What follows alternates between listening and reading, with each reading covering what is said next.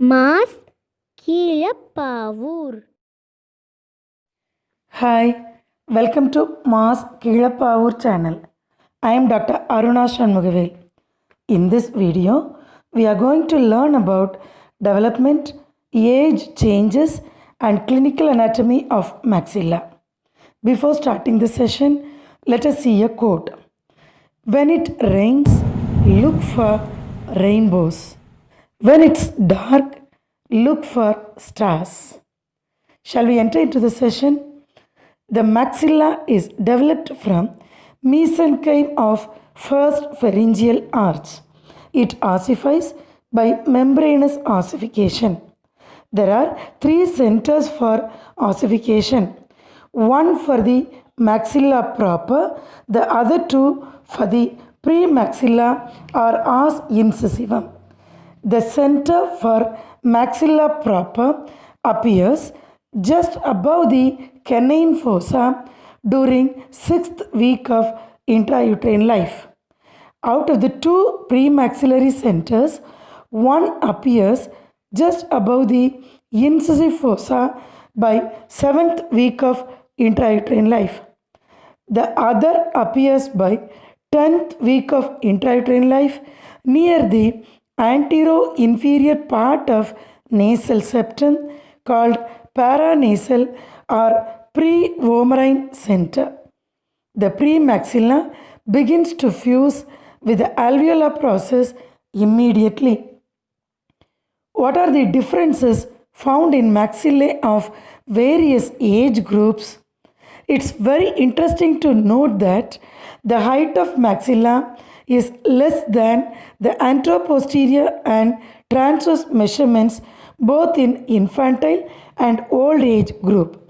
At birth, the frontal process of maxilla is well marked. The maxillary sinus is just a depression on the lateral wall of nasal cavity. Teeth have not erupted. The alveolar process bearing the sockets of the teeth form greater part of the body, reaching almost the orbit.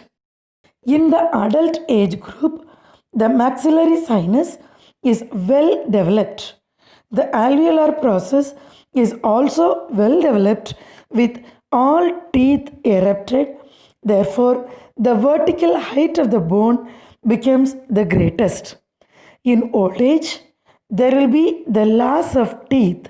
The height of the bone is reduced again, so the maxilla reverts to infantile condition.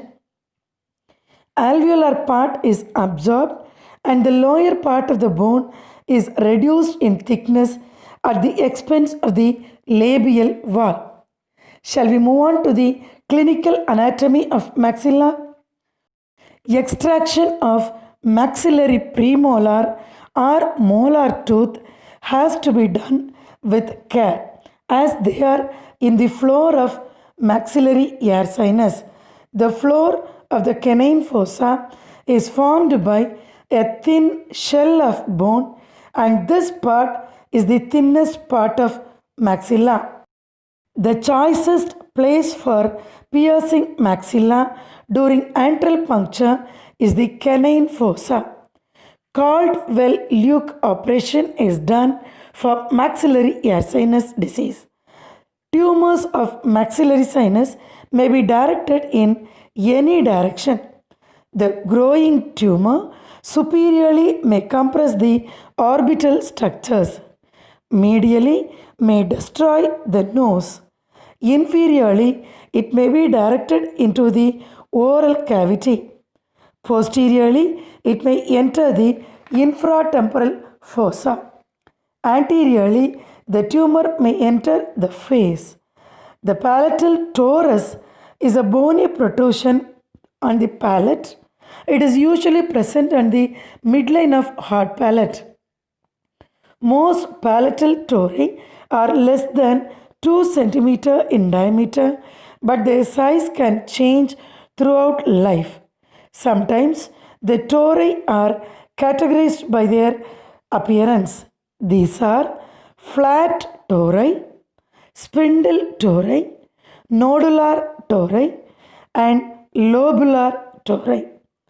The flat tori are located on the midline of the palate and extend symmetrically to either side. They arise as a broad base and a smooth surface. Spindle tori have a ridge located at their midline. Nodular tori have multiple bony growths that each have their own base. Lobular tori have multiple bony growth with a common base. Shall we watch few surgical considerations of maxilla? The most recognized classification of mid-phase trauma is the Lefort classification for maxillary fractures. In 1901, French surgeon René Lefort created it. It divides mid-phase fractures into three categories: Lefort 1, 2, and 3, based on the pattern of fracture lies on midline.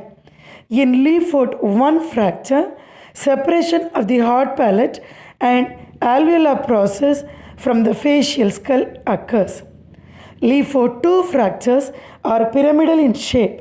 This fractures dissociates the nasal bones, the nasal septum, and maxilla from the cranial skull and the lateral midface. Lefort 3 fracture completely separates the facial skeleton from the cranial skull. Before ending up the session, shall we see some important Sparta questions from maxilla? Identify the pointed process. Name the bones with which it articulates. Identify the marked area. Name the structures attached to it. Identify the foramen. Name the structures passing through it. Identify the fossae. Name the muscles attached to it. Identify the marked space. Where does it open? Identify the opening. Name the bones reducing its size. Identify the marked openings. What are the structures passing through? Identify the marked groove. What is the muscle bridging it? What are the structures passing in this groove? Identify the pointed process. Name the bone with which it articulates. Identify the pointed process. What are the cavities separated by it? Name the bones articulating with this. Name the muscle attached to the marked area. Give its nerve supply and action. Identify the pointed elevation. Name the muscle taking origin from this area. Give its insertion, nerve supply, and action.